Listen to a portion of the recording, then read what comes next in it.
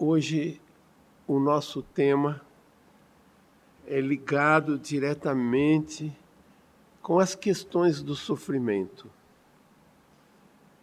Depois de haver feito uma preparação nos 4 primeiros capítulos do Evangelho segundo o Espiritismo, Kardec passa a tratar conosco sobre o problema da dor.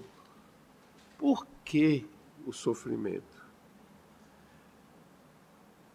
Muitas dúvidas foram esclarecidas por ele, tanto no capítulo 5 do Evangelho segundo o Espiritismo, que nós estamos tratando hoje, como também no livro O Céu e o Inferno, que detalha alguma coisa sobre a questão da justiça e da misericórdia de Deus.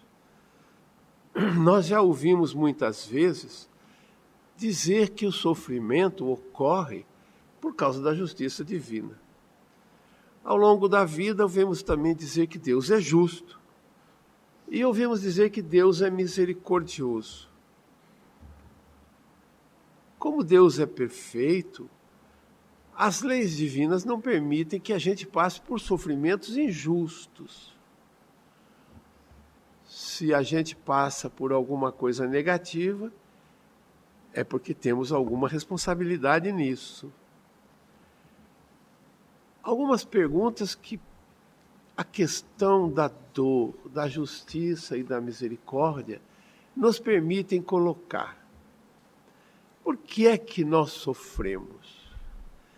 Desde o início dos tempos, pessoas, irmãos nossos, às vezes dotados de grande conhecimento e inteligência, se debruçaram sobre essa pergunta.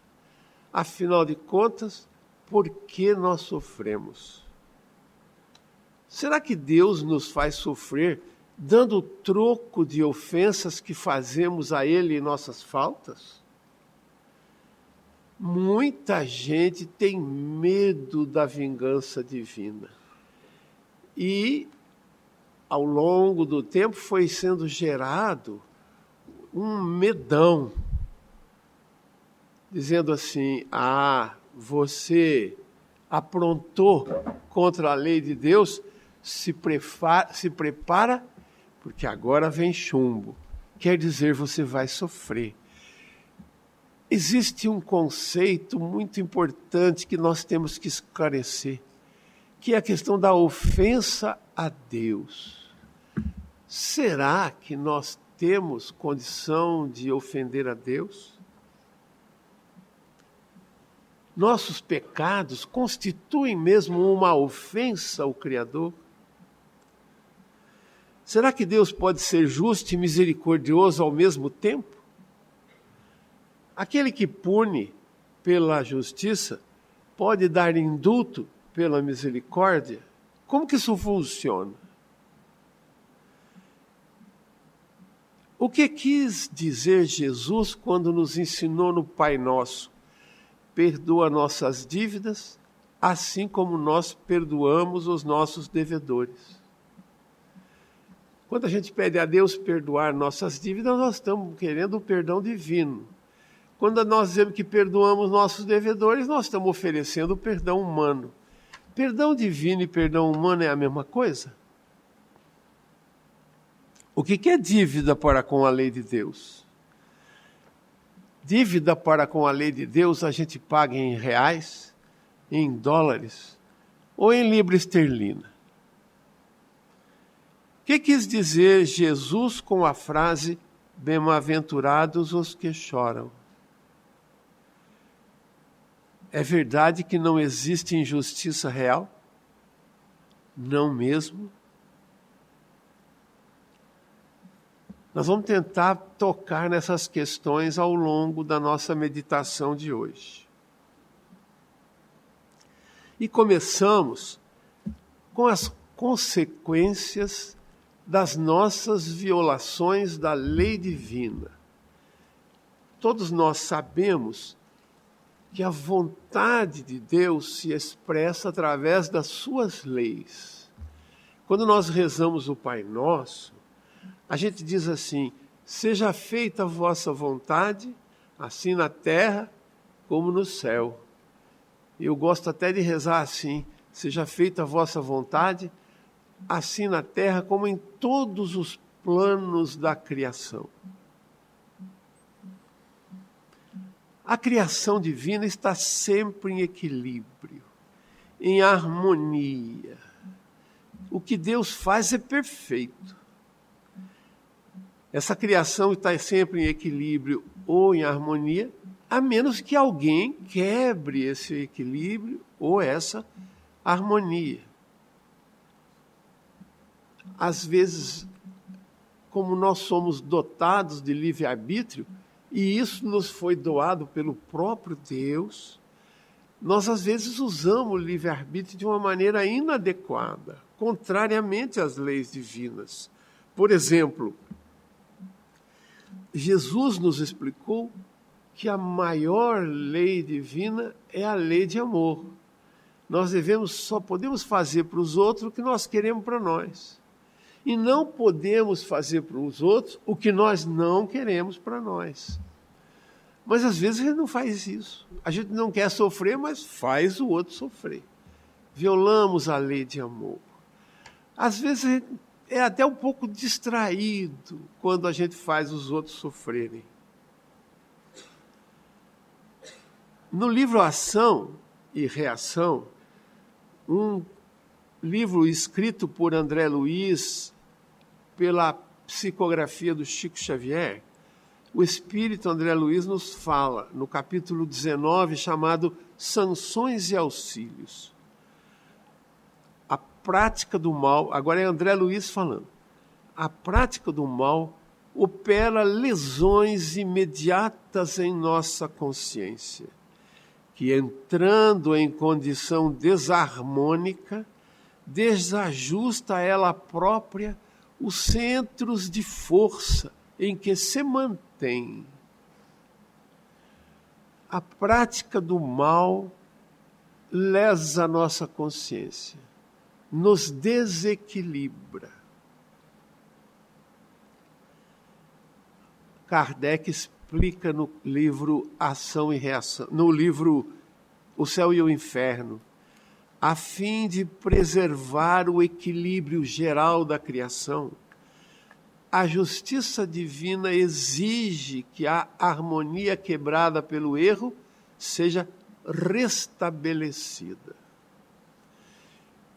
O erro, a violação da lei divina, causa desequilíbrio na gente e nos outros. Às vezes a gente faz alguém sofrer, nós nos desequilibramos. E o outro fica com raiva da gente, com ódio, quer se vingar e tal. Também se desequilibra. Nós perturbamos a harmonia da criação quando a gente viola a lei de Deus. Continuando no livro Ação e Reação, André Luiz diz assim: é por isso que a justiça, sendo instituto fundamental de ordem na criação, começa invariavelmente em nós mesmos. Obrigado, Gil. Em toda ocasião que lhe defraudemos os princípios. A justiça começa por nós. Quando a gente erra, o primeiro objeto da justiça divina somos nós mesmos. Assim, a justiça divina estabelece para nós uma responsabilidade de restabelecer a harmonia que nós quebramos quando cometemos um erro contra a lei de Deus. Isso é chamado dívida para com a lei de Deus. A responsabilidade de restabelecer a harmonia quebrada, a paz que nós quebramos. Isso que é a dívida. Como que a gente restabelece essa harmonia? O Kardec diz assim: a lei de Deus estabeleceu um processo para a gente fazer isso. Não é uma coisa que a gente vai decidir se vai fazer ou não. Quebramos a harmonia, a lei de Deus diz, você vai restabelecer, meu filho. Como? Aí o Kardec vai explicar para nós como é. Isso vem sendo falado desde 500 anos antes de Jesus. O profeta Ezequiel já dizia: por mim mesmo juro, disse o Senhor Deus, que não quero a morte do ímpio, mas que ele se converta, que deixe o meu mau caminho e que viva. Então Ezequiel dizendo, nós temos que deixar o mau caminho, temos que nos restabelecer. E no livro O Céu e o Inferno, Kardec diz assim, esse processo, a gente não, depois que comete um erro contra a lei de Deus, principalmente se for um erro grave, às vezes leva um instante. Quando uma pessoa perde a cabeça, agride o outro, às vezes tira a vida de alguém num instante, não tem ideia do tempo que vai levar para se restabelecer. Se nós tivéssemos essa ideia clara na nossa cabeça, ninguém saía por aí agredindo os outros, fazendo o outro sofrer muito de todas as formas, porque o processo é sério e longo. O processo consta de 3 fases. A primeira fase chama expiação. O que é expiação? Expiação é o sofrimento, é a dor que surge quando nós quebramos a harmonia do universo, com a nossa violação da lei divina.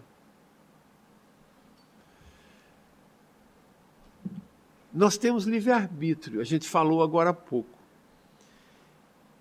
E às vezes eu fico pensando assim, quando Deus foi criar o primeiro ser humano, você sabe, o Pai Celestial é assessorado por uma corte de anjos elevadíssimos, espíritos de grande luz, de grande inteligência, de grande bondade. E acho que a primeira vez que foi criar, o Pai Celestial foi criar um espírito humano dotado de livre-arbítrio.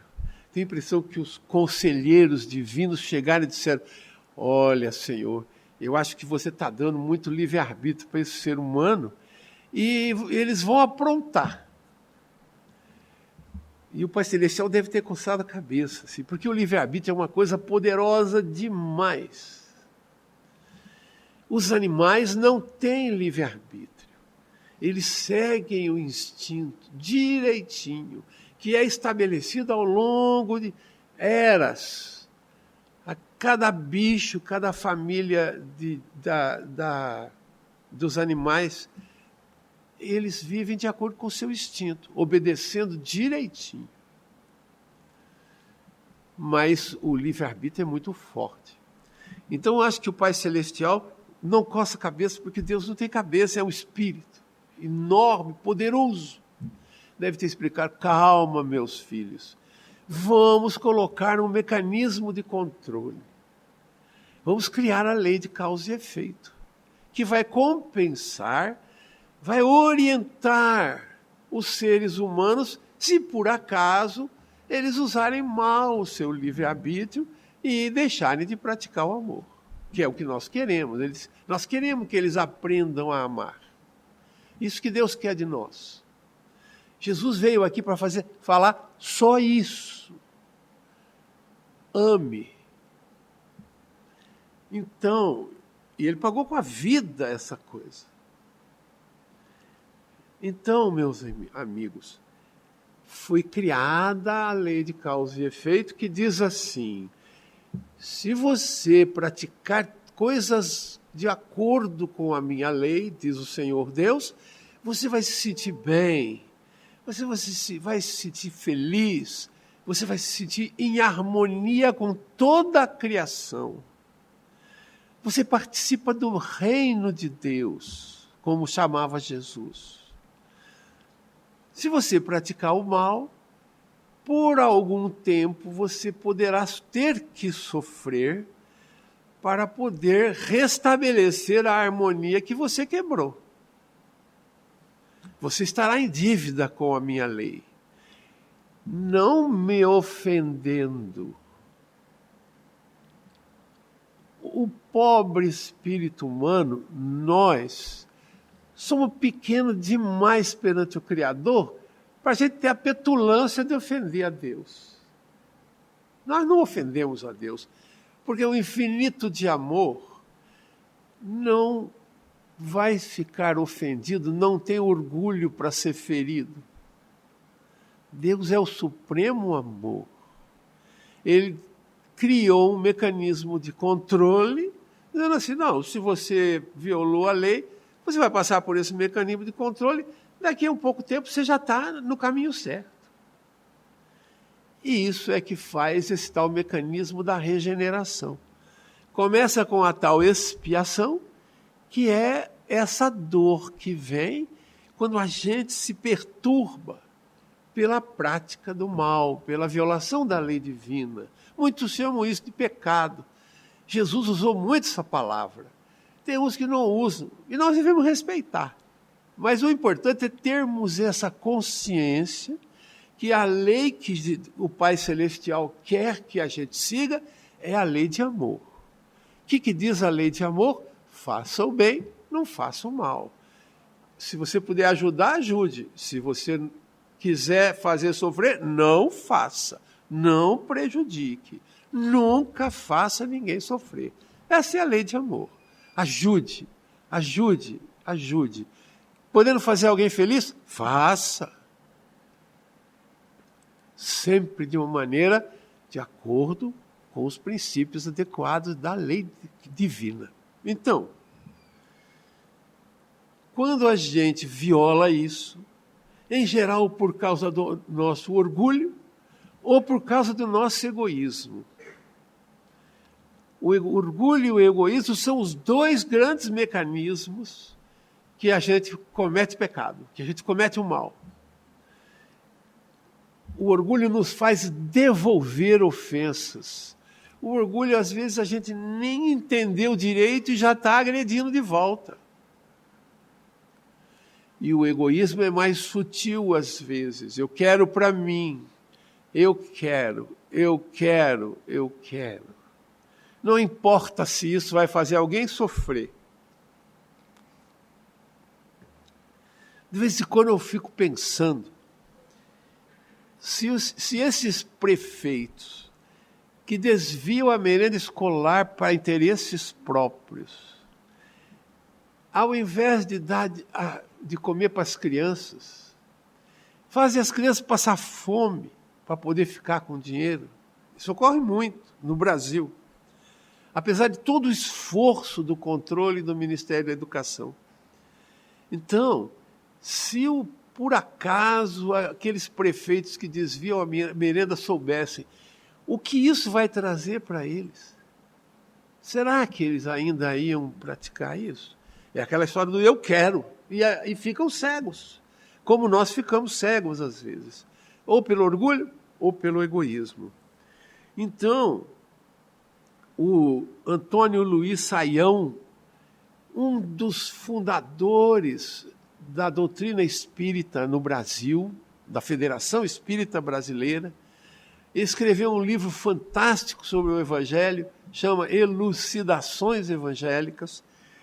Ele diz assim na página 146 desse livro: a expiação é a primeira consequência da falta ou crime praticado, mediante a qual a consciência do criminoso acaba por despertar para o arrependimento. Então, fica claro para nós o porquê da expiação. A expiação tem por objetivo a gente despertar para o arrependimento, para a tomada de consciência de que nós vacilamos, que nós violamos a lei de Deus, que aquilo não se faz. Muitas vezes, a gente comete uma ofensa contra a lei de Deus e imediatamente a gente percebe que deu uma vacilada. Por exemplo, ofendi o Gil. É difícil isso, porque ele é muito generoso. Aí ele olha para mim assim e diz: Gil, foi mal, desculpa. Claro, Alaciel, o coração dele não tem tamanho. Então, aquela coisa instantânea. A gente percebeu, já foi mal, peço desculpa, pronto. A responsabilidade acabou ali mesmo. Há outros casos em que a tomada de consciência do erro pode levar 300, 400, 1000 anos.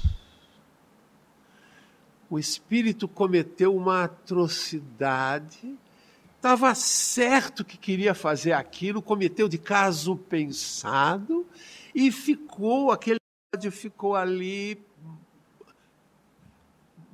desencarnou, o ódio continua, porque a gente continua no plano espiritual do jeito que a gente desencarnou. Então, apesar de todos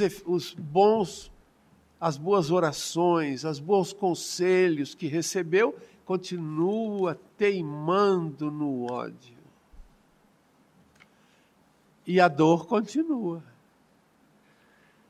A dor-expiação permanece até que sejam completamente eliminados aqueles motivos de perturbação da ordem do universo. Há muitas religiões que dizem assim: você cometeu um erro contra a lei de Deus, se você expressar o seu arrependimento, você está quites com a justiça divina. O Kardec diz: negativo, está nada. O arrependimento é apenas uma tomada de consciência que vai levar a gente a praticar ações para restabelecer o equilíbrio. Por exemplo, uma pessoa cometeu um erro muito grande, tirou a vida de outra pessoa. É um pecado grave, é uma maldade muito grande, porque a vida no corpo é importantíssima para cada um de nós aqui, espíritos que estamos encarnados, é importante para a gente progredir como ser humano. As condições da vida encarnada são muito importantes para a gente progredir.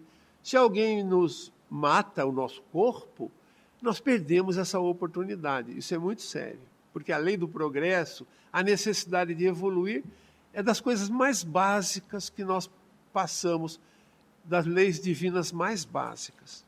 Então, a pessoa que comete um crime estabelece para si uma expiação muito forte. Causa em si um desequilíbrio muito grande. Claro que causa um desequilíbrio naquele que foi morto, mas antes quem matou já está desequilibrado. E aquele sofrimento, aquele desequilíbrio, aquela dor permanece. Até que a pessoa tome consciência. O André Luiz diz assim: quem comete um crime desses gera um inferno para si. Inferno de tormento, de desequilíbrio. E aí, diz o André Luiz, vai passar tempo até que a pessoa consiga enxergar que aquilo não se faz e desejar se quitar daquele mal, desejar fazer o bem. Como que a gente elimina o desequilíbrio? só tem um caminho: pelo amor, pela prática do bem, pela prática do auxílio. Então, por exemplo, no caso da pessoa que foi assassinada, a solução para a pessoa se quitar é aquela pessoa devolver o corpo. Vai nascer como seu filho. E vai gerar um corpo, e as leis divinas vão trazer aquele espírito para encarnar ali. É um processo dificílimo. No livro Missionários da Luz, no capítulo 12, o André Luiz conta como é planejada a reencarnação de um espírito que foi assassinado. O espírito não quer voltar para aquela família de jeito nenhum. Ele tem medo, ele tem ódio. É um problema terrível. Esse caso que é contado é de um espírito chamado Segismundo. Então, quando se consegue que o espírito, então, venha para reencarnar naquela família, vai se iniciar um processo de reaproximação. Os pais, normalmente, às vezes os dois tiveram o que ver, causaram aquela desencarnação pelo assassinato, eles vão dar todo o seu amor. Um dos cônjuges, aquele que é o responsável, vai sentir a antipatia do filho. Essas coisas são apagadas quando a gente nasce na memória consciente. Mas aquelas coisas fortes do passado brotam no nosso ser sob a forma de impulsos. Impulsos muito fortes que a gente tem são originários de encarnações anteriores, brotam automaticamente, tanto para o bem como para o mal. Se alguém se habituou à prática da caridade, ajudar os outros, a nunca matar, vai viver uma vida de paz aqui nessa terra. Se alguém praticou coisas horríveis em termos de violência, vai sentir um impulso à violência, que tem que controlar, não é para ceder, não. Está aqui em prova nessa encarnação agora. Uma ocasião, nós, nos trabalhos de orientação, recebemos uma senhora que, por sua aparência externa, roupas, joias, perfume e tal, parecia ser uma pessoa de muitas posses. E ela chegou chorando e dizia assim: meu senhor, eu vim aqui para o senhor amarrar minha mão. Um orientador, quando recebe uma coisa dessa, fica pensando assim: Jesus, o que eu falo? E sempre Jesus responde, né? Nesse caso, a resposta foi assim: pergunta para ela por que ela quer que você amarre a mão dela. E quando foi perguntado, depois da dificuldade, dessa comoção toda que ela estava chorando, ficou-se sabendo que ela era casada com um senhor que trabalhava no governo, morava no Lago Sul, numa casa muito bonita, tinha tudo o que precisava. Mas toda vez que ela saía de casa, quando voltava para casa, tinha passado por umas lojas e a bolsa estava cheia de coisas pelas quais ela não havia pago. E ela continuava dizendo: pelo amor de Deus, o senhor amarra a minha mão, porque eu estou prejudicando meu marido. Eu não quero, mas eu não sei o que acontece comigo. Eu tenho uma compulsão para furtar. Chamam isso de um nome chique de cleptomania. Mas a doutrina explica, então. Depois que isso terminou, na reunião que se seguiu, o mentor espiritual dizia: meus filhos, Se você soubesse quantas vezes ela fez isso na encarnação anterior, que aquilo foi se tornando um hábito, ficou muito forte. E agora ela nasce com essa tendência, não para praticar e dizer assim, foi Deus que me fez assim. Não podemos pôr a culpa na divindade. A culpa é dela de ter isso aí, porque ela plasmou para si um hábito muito forte de violação da lei de Deus. E veio com a tarefa de resistir. Aí foi feito todo um encaminhamento para tratamento espiritual, autodomínio da vontade, coisas assim, para a pessoa ir melhorando. Então a expiação é um conceito muito importante porque nos explica a razão da dor. Por que eu estou sofrendo? A maioria das vezes, porque eu preciso enxergar alguma coisa. Depois que eu enxerguei, aí então eu vou tentar fazer o quê? Resolver aquilo. Praticar a reparação. O que é a reparação? É fazer o bem a quem a gente antes fez o mal de uma forma compensatória. Eu tirei a vida, vou devolver a vida. Tirei o corpo, vou devolver o corpo. Vai nascer como meu filho. Isso é uma solução para as mães que, às vezes, distraídas ou desesperadas, praticam aborto. Não só para elas, mas também para elas. A expiação nos leva a compreender o erro e a buscar nos corrigir. Além de reparar, temos que não repetir, senão nós vamos criar outra responsabilidade, outra dívida para com a lei de Deus. O sofrimento é uma espécie de sinal vermelho que se abre na nossa vida dizendo, tem alguma coisa errada contigo, meu filho.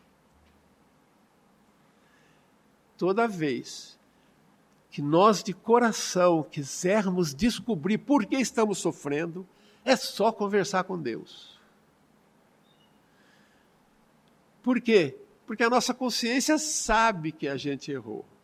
Mas às vezes, ou por egoísmo, ou por orgulho, normalmente uma dessas duas coisas, nós pisamos na consciência. Mandamos a consciência calar a boca. Aí dizemos, eu quero, e está acabado. Aí depois a gente pratica o que não deve e arca com consequências, que são esses tais sofrimentos. Embora seja necessária a regeneração, ele não é suficiente. Por mais que insistam nisso outras denominações religiosas. Muitas religiões dizem, não, você disse que está arrependido, pronto, você está aqui, diz com a justiça divina. Isso é papo furado, não caio nessa. A etapa final da reharmonização com a lei de Deus só se cumpre pela reparação.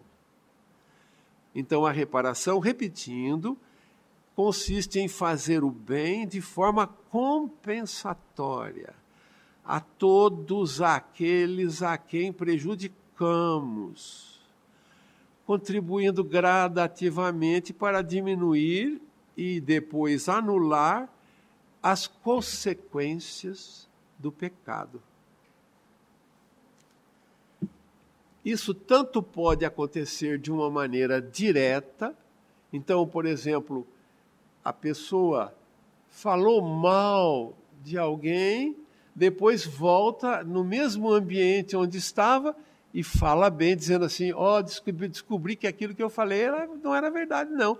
Fulano de tal não é nada disso que eu falei. Por favor, tirem isso da cabeça.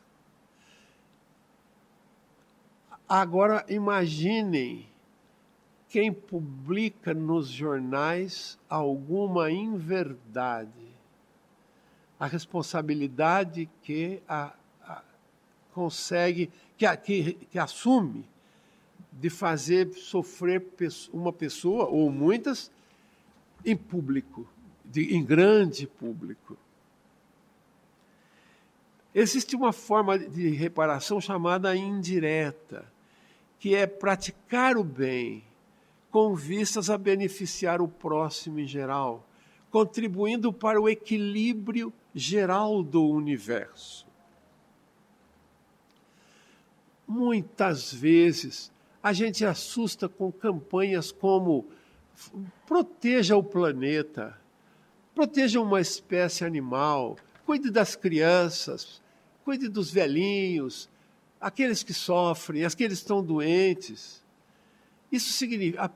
Tem muita gente que pratica o bem dessa forma e é uma maravilha. Por quê? Porque esse tipo de caridade, amor em ação, coloca a harmonia no universo.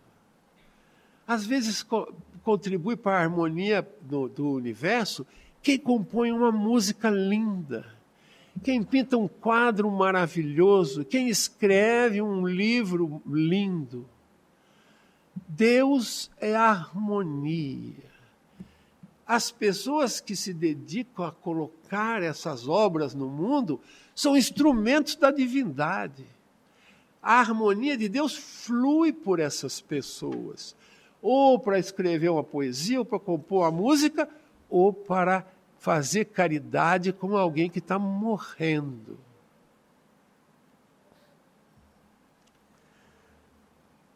À medida que o processo de reparação vai sendo realizado, os sofrimentos expiatórios vão diminuindo, porque a justiça é sábia. Os sofrimentos só terminam por completos quando toda a negatividade tenha sido anulada.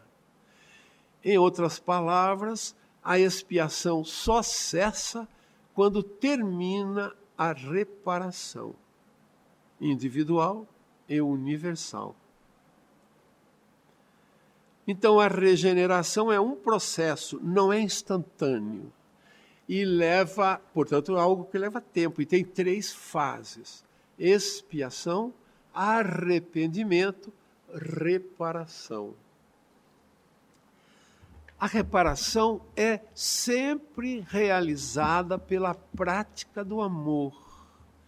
E nós temos essa informação desde a época de Jesus. O apóstolo Pedro, na sua primeira epístola, capítulo 4, versículo 8, escreveu assim: o amor cobre a multidão de pecados.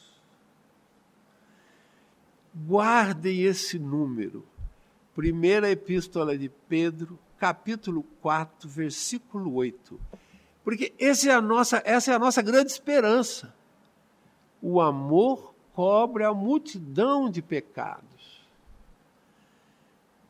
Eu queria repetir isso, porque nós precisamos gravar isso, tanto aqui, nós que estamos nesse auditório, como os que estão participando conosco à distância, pela TV, pela Rádio Comunhão, como os que estão participando conosco, e nós devíamos ser cumprimentados também, no plano espiritual, que recebem essas informações, são aqui veiculadas. Se você, meu irmão, minha irmã, está com a consciência pesada, passando apertado por causa da expiação, lembre-se que há para nós uma esperança. É que o amor cobre a multidão de pecados. Portanto, vamos praticar o amor. Uma das coisas mais lindas da doutrina espírita é que a pessoa põe o pé aqui dentro, 2 dias depois, ainda é espírita de primeira viagem. É convidado a participar de trabalho de caridade. Antes de qualquer coisa, venha praticar o amor. Quem ainda não faz já é convidado. A Alta de Souza é ali do lado, é só se oferecer como voluntário. O amor cobre a multidão de pecados. Ah, mas eu trabalho de manhã, tarde, de noite, de segunda a domingo, não posso vir na Alta de Souza. Faça isso em casa. Pratique o amor em casa. Pratique o amor no trabalho. Pratique o amor quando você estiver se deslocando para o trabalho. Não buzine tanto atrás dos outros. Não perturbe as outras pessoas. Esse versículo, o amor cobre a multidão de pecados, constitui grande esperança para todos nós. Então, o conceito de regeneração nos permite entender que o sofrimento não é resultante de uma ofensa à divindade. O Pai Celestial não é vingador. O sofrimento expiatório é causado porque nós violamos alguma lei. E ele é um mecanismo de nos levar de volta ao 0 quilômetro, ao estado de harmonia com Deus.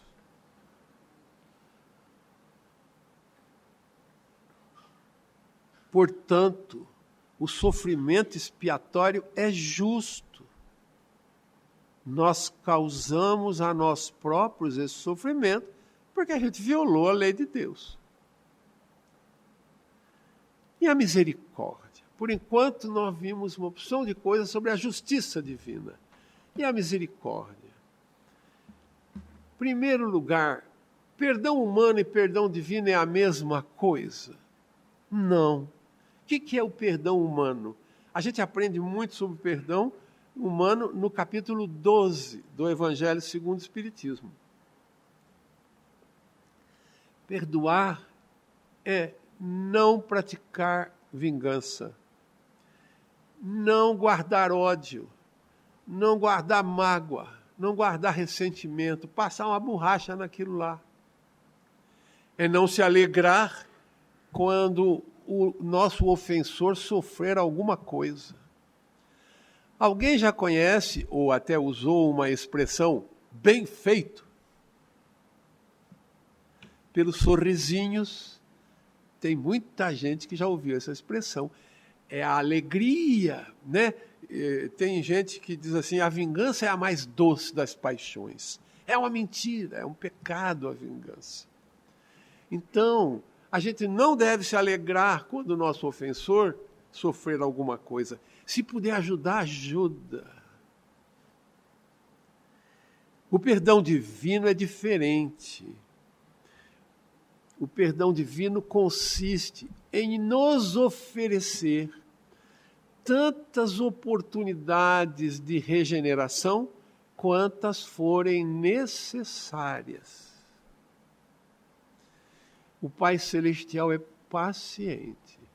Se nós precisamos repetir várias vezes o processo de expiação, arrependimento e reparação, até aprendermos que aquilo não se faz, nós iremos receber quantas oportunidades forem necessárias. É que nem aluno que repete de ano na escola. As oportunidades não vêm do mesmo jeito. Por exemplo, vamos supor que numa vida a gente tenha acabado dilapidado com os bens materiais que recebemos. Tínhamos dinheiro mais do que o tal de filho pródigo. E gastamos tudo que nem o filho pródigo. Na outra encarnação, a gente não vem com a mesma grana. Vamos supor que o pouco que a gente tenha torna a dilapidar do mesmo jeito, gastando com o que não deve. Na outra vez vai piorar. Então, as oportunidades vão surgindo, mas chega um ponto em que as coisas ficam duríssimas. Um psicólogo, que nem nosso amigo Gil, aqui do meu lado, diria assim, as contingências vão ficando mais duras. Eu aprendi isso com a minha mulher, que também é psicóloga. Então, a gente tem que tomar cuidado. Não pode dizer assim, não, essa vida eu vou aprontar. Agora, na outra eu vou resolver meus problemas. Não, não faça isso não. Porque o negócio vai ficando cada vez pior. A misericórdia divina, ou o perdão divino, que é a mesma coisa, não dispensa o culpado da sua dívida. A dívida é a responsabilidade de fazer as reparações. Nós não somos dispensados de reparar. Misericórdia divina não é indulto. Indulto é assim, você tinha que ficar preso, mas eu tenho o poder, te mando embora. A misericórdia divina não faz isso.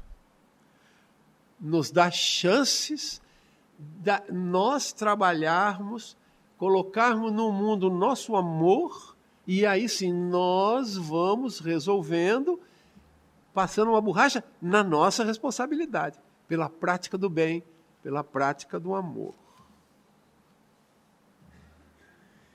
Então, o conceito de misericórdia divina nos ajuda a compreender muitos pontos do Evangelho. Por exemplo, quando Jesus diz assim, nos ensinando no Pai Nosso, perdoa as nossas dívidas, assim como nós perdoamos aos nossos devedores. Quando a gente diz perdoa as nossas dívidas, nós estamos pedindo a Deus o seu perdão, o perdão divino. Estamos pedindo, dá-nos oportunidade de reparação, de regeneração. Nós perdoamos os nossos devedores, não praticamos a vingança, não guardamos ódio, não guardamos ressentimento. A misericórdia de Deus é infinita, mas não é cega. O culpado que ela atinge não fica exonerado, enquanto não houver satisfeito a justiça, tendo praticado a reparação. Jesus diz assim em Mateus capítulo 6, se perdoardes aos homens as faltas que cometerem contra vós, também vosso Pai Celestial vos perdoará os pecados. Olha Jesus outra vez dizendo, se vocês praticarem o perdão humano, vocês receberão o perdão divino.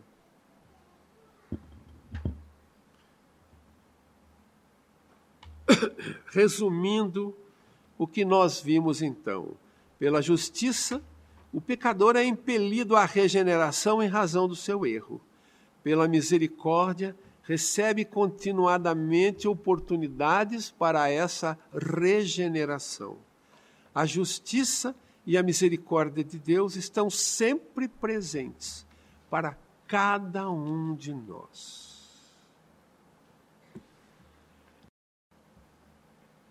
Um pequeno exemplo sobre expiação, arrependimento e reparação. Muitos devem ter lido o livro Nosso Lar, outros devem ter assistido ao filme Nosso Lar.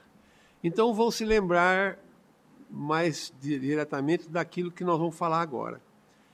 Depois do seu desencarne, André Luiz se encontra perdido numa região de aspecto triste, sem auxílio de amigos, assediado por seres de grande crueldade.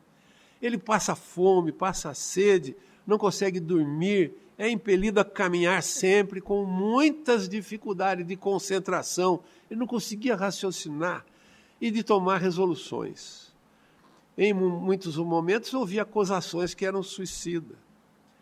De vez em quando tinha que fugir dos seus acusadores, ou de seres animalescos que passavam como feras. Passou nisso muito tempo, sofrendo. Quando nada mais restava de seu orgulho, começou a se lembrar de Deus. Pediu ao Supremo Autor da natureza que lhe estendesse as mãos paternais. Aí a palavra é dele. É preciso haver sofrido muito para entender as misteriosas belezas da oração. É preciso haver conhecido o remorso, a humilhação, a extrema desventura, para buscar o doce remédio da prece. Foi nesse instante que as neblinas que o envolviam se dissiparam e surgiu ao seu lado um velhinho sorridente, que se identificou como Clarencio, um irmão, que foi quem o transportou para a cidade espiritual, nosso lar. Aí vem o arrependimento. Isso foi a expiação. Aí vem o arrependimento. André foi levado para tratamento nas câmaras de retificação. Logo recebeu a visita de médicos e enfermeiros que esclareceram por que ele era considerado suicida. Havia ofendido, prejudicado seu corpo com excessos alimentares e alcoólicos, além de ter se entregue a muitos pensamentos e sentimentos prejudiciais à saúde. Por favor, anotem isso. Pensamentos e sentimentos negativos são prejudiciais à saúde. Aos poucos, André foi tomando consciência de seus erros e aceitando a necessidade de reparação. Reparação indireta, aquela que consiste em colocar amor no mundo, pois o amor cobre a multidão de pecados. Aí vem a reparação. Começou quando André decidiu trabalhar em favor de espíritos necessitados, trabalhando ali mesmo, nas próprias câmaras em que havia sido tratado. Ali foi estendendo sua ajuda a muitos espíritos, inclusive apoiado em espíritos que também trabalhavam no mesmo processo renovador. No final de um ano, visitou a esposa e teve que lutar para manter seu equilíbrio, pois ficou surpreso porque ela havia se casado novamente. Venceu a tentação e ajudou a recuperação da saúde do segundo marido de sua esposa. Por essa vitória contra o orgulho ferido, no regresso foi declarado cidadão de nosso lar. Então, meus queridos irmãos e irmãs, a justiça divina nos oferece a cada momento a oportunidade de vencermos as nossas limitações, as nossas fraquezas e darmos passos para a frente no nosso progresso, na nossa evolução espiritual. E a misericórdia vai nos dando a cada instante novas oportunidades de prática desse processo renovador. Cada um de nós está passando por esse processo neste momento. E nós passamos em todos os momentos da nossa vida por algum tipo desse processo. Por isso é muito importante nós compreendermos por que estamos sofrendo e tomarmos decisões construtivas para vencer a negatividade que a gente pratica ou que um dia praticou.